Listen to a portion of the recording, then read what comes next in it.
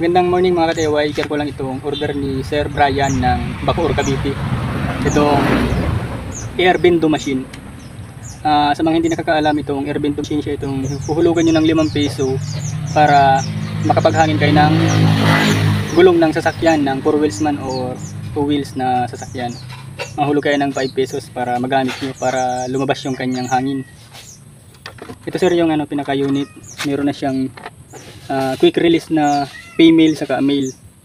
Pagdating dyan sa inyo, isasalpak nyo na lang. Didimok lang kung paano. Ito yung pinapanghangin ko ito. Tapos ito yung kanyang male connector para sa quick release. Ito yung out nya. Itong may nakalagay na female. Quick release yan. Gaganyan nyo lang. Sasalpak. Pagdating dyan, gaganyan nyo lang. Sasalpak mo lang dyan. Yan. Nakalagay na siya. Tapos ito naman yung galing sa air compressor, itong female papunta dito sa male connector. Kakabit nyo lang dito.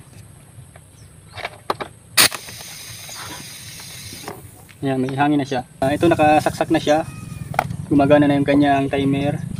Umiilaw na yung kanyang timer pero wala pa siyang lumalabas na hangin. Kasi wala pa tayong hulog na 5 piso. Yan, wala siyang hangin na lumalabas. Kahit ilagay natin dito sa guma, sa interior, wala siyang lumalabas na hangin, pero may ilaw na siya, nakasaksak na siya.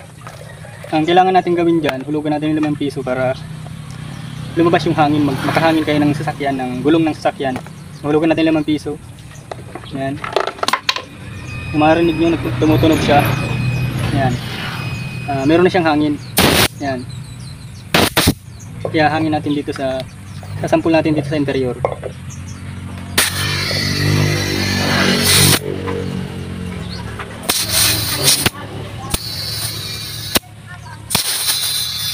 Yan yung hangin, yung niya. Kahangin na tayo ng interior. Tapos pag natapos yung kanyang oras, nakasit lang ito ng 1 minute, pero pwede nyo isit niya ng mas matagal, 2 minutes or 3 minutes. Pag naubos yung kanyang oras, mawawala na ito ng supply, wala na siyang lalabas na hangin. Meron pa 9, 8, 7, 6, 5, 4, 3, 2, 1. Wala na siyang hangin. Ang natitira na lang na hangin dito yung pinaka-ista kanina. May malabas siyang kaunti pero yun, wala na siya. Ganun lang siya. Anong gamitin kung gusto nyo. Maghulog ulit kayo ng para gumana siya.